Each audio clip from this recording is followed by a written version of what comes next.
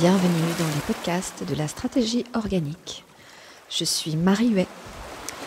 Aujourd'hui, dans cet épisode, j'aimerais partager avec vous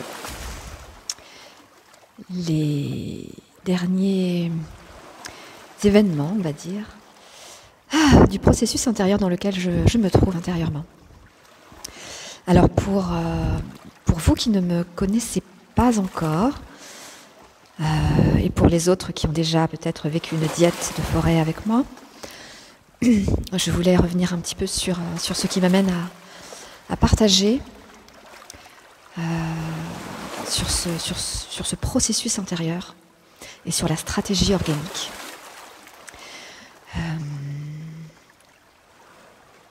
J'ai depuis très très longtemps, peut-être une quinzaine d'années, déjà, même bien avant de prendre conscience que la spiritualité existait et qu'il y avait une réalité spirituelle et autre chose, on va dire, que la simple réalité humaine dans laquelle on était plongé depuis ces nombreuses années, j'ai un élan vraiment très, très naturel, on va dire, à observer ce qui se passe en moi et à en témoigner. Comme un chercheur tiendrait un journal un petit peu de ce qui se passe sous son microscope, en observant avec le plus d'honnêteté possible, le plus de transparence, le plus d'acuité possible ce qui se passe, sans attendre quoi que ce soit en particulier, sans vouloir aller dans une direction en particulier, mais vraiment pour essayer de comprendre avec ce regard très interrogateur et très observateur. Et donc, quand j'ai commencé en 2012 sur le blog de Chanter Bellefleur, à l'époque, c'était vraiment un amour de l'esprit et de la pensée qui avait à cœur de s'observer et de témoigner, de partager le fruit de ces observations. D'une pensée en train de se faire, sans savoir où ça allait aller, mais de voir que ça bougeait, que ça vivait, que ça cherchait. Et les années ayant passé, je reviens aujourd'hui à contacter cet élan naturel qui consiste à vraiment témoigner, offrir, partager avec le moins de jugement possible, le plus d'authenticité possible. Qu'est-ce qui se passe à l'intérieur? Qu'est-ce que c'est que ce truc bizarre qu'on est, qui vit, qui sent, qui comprend pas, qui est dans la confusion, qui s'en sort, qui réagit, toute cette étrange machinerie de la pensée, de la conscience, de l'esprit,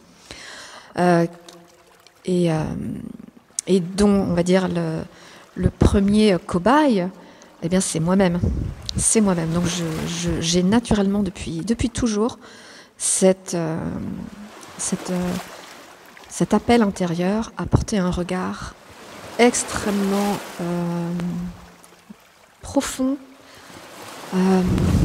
extrêmement observateur sur ce qui se passe, où ça se passe, comment ça se passe et qu'est-ce qui se passe. Alors pendant un certain temps, je l'ai fait d'un point de vue, on va dire, intellectuel et cognitif. Notamment à travers le blog Chanter Bellefleur qui a été tenu donc de 2012 à 2017, puis ensuite on va dire qu'il y a eu un grand vide jusqu'à récemment où ça recommence tout doucement, mais voilà, il y a d'autres, il y a eu une grande évolution entre, on va dire, une première phase et puis celle qui est en train là de se mettre en place naturellement. Et donc ces podcasts sont un premier balbutiement presque.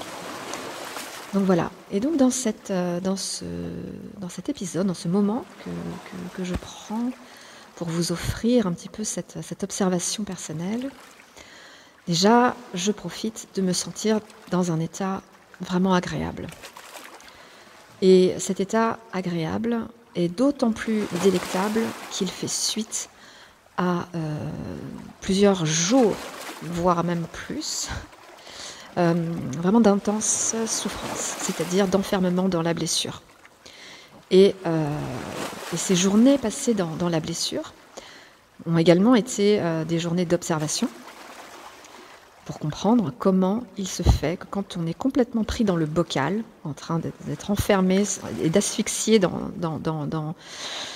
toutes parts, complètement coincé dans la blessure, comment est-ce qu'on fait pour en sortir et pourquoi on n'en sort pas et comment ça se passe et quand est-ce que ça va venir et qu'est-ce qu'il faut faire, qu'est-ce qu'il ne faut pas faire, etc. Donc, j'ai passé un certain temps là-dedans. Et puis, j'ai pu observer des choses, il se sont passées des choses. Et donc aujourd'hui, je souhaite vous partager un petit peu ces observations depuis l'espace qui en est peut-être de manière temporaire, peut-être, on ne sait pas. En tout cas, un espace qui est sorti de ce bocal asphyxiant, d'identification totale à la blessure et d'incapacité à en sortir. Donc, qu'est-ce qui a bien pu se passer ? Eh bien, dans un premier temps, je dirais qu'il y a le constat de l'asphyxie et d'être coincé. Donc, il peut y avoir ce moment d'acceptation radicale de la situation telle qu'elle est. C'est-à-dire souvent une sensation intérieure assez misérable, assez désespérée, assez vraiment négative. Hein. Pour le coup, c'est vraiment ça. Et laissant cet état en l'état, c'est vrai que ce qui semble être la seule minuscule ouverture, c'est d'essayer de revenir sur son intention, l'intention profonde, l'intention qui est derrière ce que la blessure voudrait, parce que parfois pour sortir de la blessure, on pense que la solution est à l'extérieur, et donc on se dit il faudrait contacter ou recevoir, ou faire... Et quand on plonge un petit peu plus pour voir que finalement ce serait presque un court-circuitage que de compter sur l'extérieur pour venir solutionner ce mal-être profond, et qu'on plonge à l'intérieur et qu'on essaye de vraiment sentir qu'est-ce qu'on veut véritablement. Est-ce qu'on veut véritablement guérir de manière profonde, de manière à vraiment ne plus être, éventuellement un jour peut-être, ne plus être le jouet là, de s'auto-piéger là, parce qu'on a souvent, je pense, on crée les circonstances de manière inconsciente qui font qu'à un moment on se retrouve piégé. Moi, concrètement, j'ai créé des circonstances qui ont provoqué de manière inconsciente un rejet extrêmement brutal d'une personne dont j'attendais plutôt de l'affection et de la compréhension. Donc je me suis retrouvée totalement impuissante, puisque bloquée, c'est-à-dire bloquée impossible de contacter la personne, impossible de revenir, de la trouver. Donc, c'était juste pas...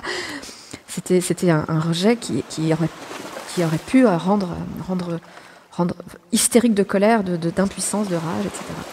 Et qui me ramenait en fait à une blessure fondamentale de rejet qui est dans mon histoire, dans mon enfance, etc.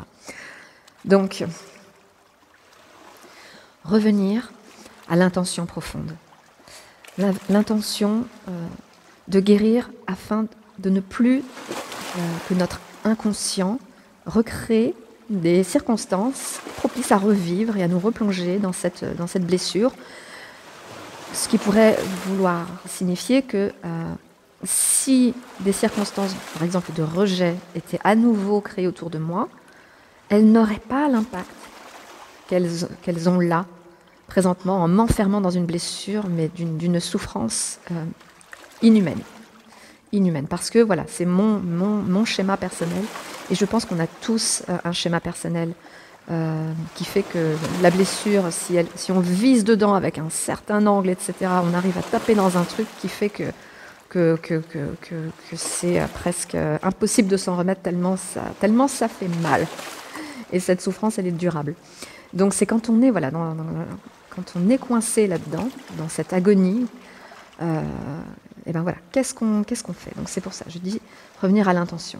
L'intention, c'est pas que la situation, les circonstances actuelles changent, etc.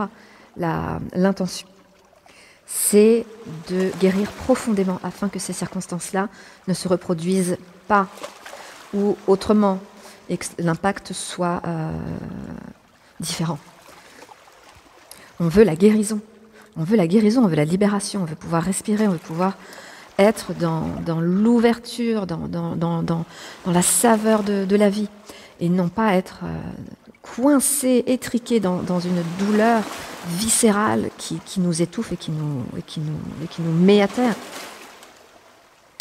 Or, ce que je peux vraiment observer aussi, c'est que vouloir n'est pas suffisant. Formuler une intention, c'est pas non plus suffisant. Il faut, de ce que je vois, il faut vibrer de tout son être cette intention. Et pour la vibrer, alors ça, je pense que ça dépend vraiment des personnes. Certains n'ont pas forcément besoin de la vibrer à 3000%, mais en tout cas moi, c'est ce qu'il a fallu. Il a fallu que je la vibre à 3000%, et pour la vibrer à 3000%, il a fallu que je descende dans la blessure à 3000% aussi peut-être. Donc, vibrer l'intention, ça veut dire la souhaiter, mais comme une question de vie ou de mort, mais ultime. Et c'est aspirer chacune des cellules de son corps qui aspire à retrouver le divin, à retrouver la vérité de qui on est, à retrouver la paix et à accepter de perdre tout le reste, accepter de perdre la totalité de la situation, lâcher la totalité de la situation, totalement lâcher, accepter le rejet le plus ultime, accepter tous les aspects de la situation qui nous gênent au point le plus ultime, pour que la seule envie à 3000%, peut-être moins pour d'autres personnes, soit d'avoir l'intention de guérir, de sortir, de retrouver la paix, Cette intention, une fois qu'elle est vibrée, qu'elle est ressentie, pareil, il faut la ressentir peut-être plusieurs fois, etc. Et ce que j'ai pu observer, c'est qu'il y a des signes. Alors moi, bien sûr, je prie, je demande. Des fois, je n'ai même plus la force de demander, mais quand j'ai la force et que j'estime valoir la peine de faire un tout petit effort, comme une mendiante qui demanderait au ciel juste un tout petit peu d'aide, parce que je ne suis pas sûre de mériter d'être sauvée, etc., etc. Alors on a des signes, des guidances intérieures. Par exemple, ça peut être tout bête, aller prendre une douche, se faire un petit truc qui nous fait plaisir. Et puis on peut avoir des suggestions. Je trouve souvent que les réseaux sociaux ou ces petites choses-là, des fois, elles sont utilisées par par la grande intelligence. Donc on peut avoir une suggestion de regarder telle vidéo, de regarder tel message de quelqu'un dont on s'est abonné à la chaîne éventuellement. Donc parce on a, j'imagine, quelques outils dans notre boîte à outils, mais on n'a pas la capacité, quand on est dans la souffrance, d'avoir ni l'envie ni quoi que ce soit. Moi, je sais qu'il est absolument inconcevable que je fasse un exercice physique, un exercice respiratoire. C'est pas la peine de me demander ça, c'est inexistant. C'est prendre soin de moi, c'est la dernière des choses dont je suis capable. Mais par contre, de temps en temps, effectivement, la guidance d'aller prendre une douche, ça m'a énormément aidé. Donc, ça peut être des toutes petites choses qui à un moment vont réinstaller à l'intérieur des pauses dans la souffrance. Et pendant ces pauses-là, nourrir encore une fois l'intention et ne pas retomber dans l'envie de changer la situation et les circonstances, mais vraiment de s'accrocher à l'intention de guérir encore et encore. Et donc c'est un peu un chemin de longue haleine, mais il y a la cohérence par rapport à son intention. Parce que si on intentionne de guérir à un certain moment, et puis que quand ça commence à aller un tout petit peu mieux, qu'il y a une petite pause dans la souffrance, et qu'on se dit non, mais finalement, quand même, cette situation-là, peut-être que je pourrais faire ça, etc., etc. Donc revenir à nouveau dans la 3D, dans le matériel, pour vouloir à nouveau agir dedans, et puis à nouveau se ressentir dans l'injustice de ce qu'on vit, etc. Bon, on envoie des messages contradictoires. Bon, c'est OK un certain temps, une fois qu'on l'a fait et qu'on a vu que finalement on nourrissait, on tournait en rond. C'est pour ça, je précise, la cohérence dans l'intention et être OK avec le fait que c'est vraiment quelque chose qui prend du temps. Mais plus on a conscience un petit peu de la de la nature de ce processus, plus on peut aussi se détendre là-dedans quand on n'est pas cohérent, quoi. Quand la blessure est trop forte et qu'elle nous aspire continuellement. Donc c'est ok, c'est ok. Et petit à petit, quand on commence à avoir un peu de cohérence dans son intention, parce que c'est vraiment le fil, là, la corde tendue vers le ciel, parce qu'eux, ils ne pourront pas descendre, hein. L'aide divine, elle ne pourra pas descendre à un certain niveau. Il y a des compromis qu'elle ne fait pas. Il y a une intégrité dans l'aide divine qui fait qu'elle ne peut pas descendre en dessous d'un certain niveau. Et c'est à nous d'escalader petit à petit, avec des marches un petit peu bancales, mais qui sont quand même apportées par ces aides célestes d'une certaine façon. Donc des micro-marchepieds, quoi. Donc on s'élève un tout petit peu, la douleur s'atténue, on y arrive, on a espoir, on nourrit, on se réjouit, on remercie, on reformule son intention, et encore, et on y va. Et on suit les signes. À l'intérieur, je sens qu'il faudra que je fasse ça, alors je le fais. J'ai envie de faire ça, je le fais. Voilà, dans la mesure où ça vient nourrir un état de paix. Ça ne vient pas agir sur les circonstances, sur la situation qui nous a plongés dans la blessure, puisqu'il faut bien comprendre que la situation n'est qu'un mirage, qui ne fait que révéler un nœud intérieur, une stagnation intérieure qui demande à être libérée. Enfin, petit à petit, souvent les guidances d'ailleurs, qu'on reçoit, ces micro-marchepieds, c'est des choses qui ont un lien avec le corps. Que ce soit prendre une douche, que ce soit aller marcher un petit peu dehors. Ça a souvent c'est souvent quelque chose qui nous sort un peu de nos pensées. Ça peut même être dessiner, faire un mandala, boire un verre d'eau, boire un thé, quelque chose comme ça. Et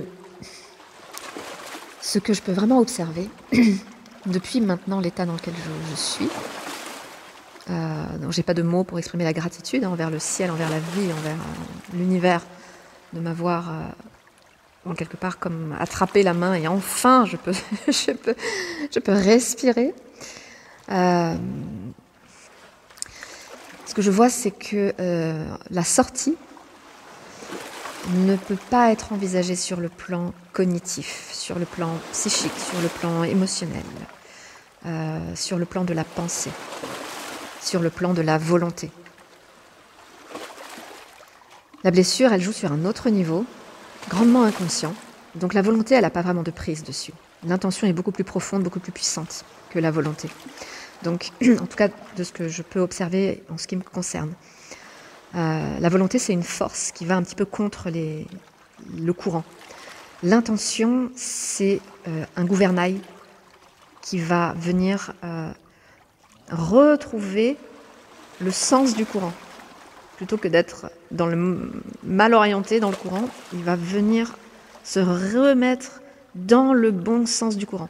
Donc l'intention, elle a pour moi beaucoup plus de force que la volonté. La volonté, pour moi, elle agit sur le niveau horizontal, c'est-à-dire vraiment au niveau 3D, au niveau de l'humain, de la personnalité. L'intention, elle agit beaucoup plus au niveau de l'âme, au niveau du cœur, et donc elle agit sur beaucoup plus de dimensions, du réel, plus de dimensions de l'expérience, de la réalité. Donc, la sortie du bocal de souffrance, qui est un enfermement dans l'horizontalité, un enfermement dans ce bocal 3D, dans le psychisme, dans l'émotion, dans la souffrance, dans des fréquences. C'est une fréquence qui vient vraiment nous attraper, nous bloquer. Et bien la sortie, qui est donc progressive, qui est une alchimie de plusieurs choses, et notamment de l'observation, de la patience et l'intention, travailler son intention, se connecter à son intention véritable. Cette sortie, elle est en tout cas celle que j'ai pu observer là pour cette fois-là, elle a été vraiment surprenante cette sortie, très inattendue. Je pense que je le savais en théorie, mais je n'avais pas l'accès. L'accès s'est ouvert petit à petit, à petit, à petit. Et cette sortie, c'était le corps. C'était le corps. Le moment venu, alors que je commençais à sentir que j'avais des pauses dans ma souffrance, le moment s'est présenté pour que je reçoive une guidance qui m'amène à faire un exercice respiratoire dont je n'aurais jamais eu l'idée ni l'envie de faire. Et là, il y avait une telle... en fait, il n'y avait pas de réflexion. C'est venu, c'était fluide, ça n'a demandé aucune volonté, ni même d'intention. Ça s'est présenté de soi-même, paf, dans un espace capable, ouvert et réceptif. Et c'était presque automatique. Ça s'est fait sans que je décide quoi que ce soit. Je n'ai rien regardé. J'ai fait un peu de manière très, très, très mécanique au début, sans me poser plus de questions que ça. Et durant cet exercice, j'ai senti l'intelligence du corps qui reprenait les choses en main et opérait des libérations et qui me connectait à un espace divin de puissance et d'amour inimaginable. Et qui m'a donné ensuite des guidances pour la suite, pour vraiment, vraiment revenir à cette technologie de conscience incarnée qu'est le corps, et encore le corps, quoi, c'est-à-dire vraiment à quel point c'est important de bien intérioriser que c'est un outil divin, peut-être plus puissant, le plus puissant que nous ayons avec nous ici sur Terre. Parce que nous avons la conscience qui observe et qui est pareil, vraiment une partie intégrante du processus, la conscience qui englobe le mental, etc., les pensées. Et il y a le corps qui, lui, englobe aussi les émotions, les sensations qui sont agréables, qui sont désagréables, etc. Mais il y a aussi dans le corps un niveau d'intelligence, c'est-à-dire un fonctionnement mécanique cellulaire qui est la manifestation de notre nature non humaine, donc divine, donc connectée. Et on peut accéder par le corps à la réactivation au niveau de la conscience de cet aspect de la conscience, c'est-à-dire l'aspect qui est complètement différent. C'est presque une autre substance, pourtant ça n'en est pas une autre, mais elle peut être presque ressentie comme étant complètement autre que la sensation de blessure.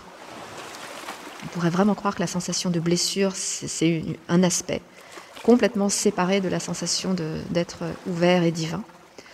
Alors qu'en fait, il y a un lien qui se fait entre les deux, qui est vraiment pas évident à trouver, ça c'est sûr, je vous l'accorde, mais qui est justement tout le cœur de ce processus organique, sur lequel je porte moi-même énormément d'attention, étant donné que pour moi, réside la clé ici de notre véritable condition humaine et la clé du rétablissement de notre réelle nature multidimensionnelle, qui est indispensable à la sortie de la souffrance. Et je pense qu'on a tous envie de savoir comment sortir de la souffrance quand elle nous tombe dessus. Donc, voilà quelques éléments. Donc, la conscience, l'observation, l'acceptation, la patience, le calibrage de l'intention, 1 fois, 2 fois, 3 fois, à 3000%, etc. Suivre les petites guidances qui sont millimétrées au début, vraiment des toutes petites choses. Faire confiance au processus, faire confiance dans le fait que notre intention a une immense puissance, mais qu'il faut aussi laisser la profondeur être transmutée. parce que c'est ça qui fait que petit à petit, on remonte, on traverse,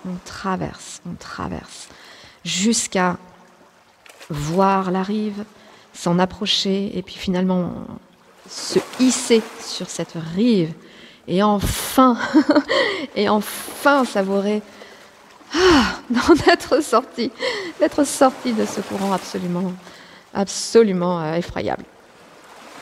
Donc je pense qu'il y a encore énormément de choses à dire, évidemment, sur ce sujet. Mais voilà, j'avais envie de partager déjà ces quelques éléments tout frais, parce que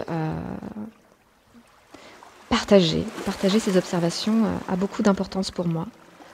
Et je souhaite que ça puisse apporter également des clés de foi, de compréhension, de patience, d'acceptation, et puis de courage aussi, parce que c'est pas tout le monde qui est amené, on va dire, à plonger dans la blessure à ce point-là pour faire ce travail d'observation, etc. On est bien d'accord que c'est pas tout le monde, et tant mieux. Et tant mieux, parce qu'il n'y a rien à envier à faire ce type de travail. Ça, je vous l'assure. Donc voilà, si ça peut aider, c'est très bien. Donc voilà, je vous remercie chaleureusement pour votre écoute. Je vous remercie pour votre engagement sur le chemin. Je vous souhaite beaucoup de courage, beaucoup de joie, beaucoup de paix, beaucoup de célébration dans le cœur de ce miracle incroyable d'être là et de faire ensemble cette expérience de la conscience incarnée dans ce corps extrêmement puissant, extrêmement merveilleux et contenant toutes les réponses et tous les outils en lui pour nous permettre de toucher la grâce en chaque instant. Je vous dis à bientôt.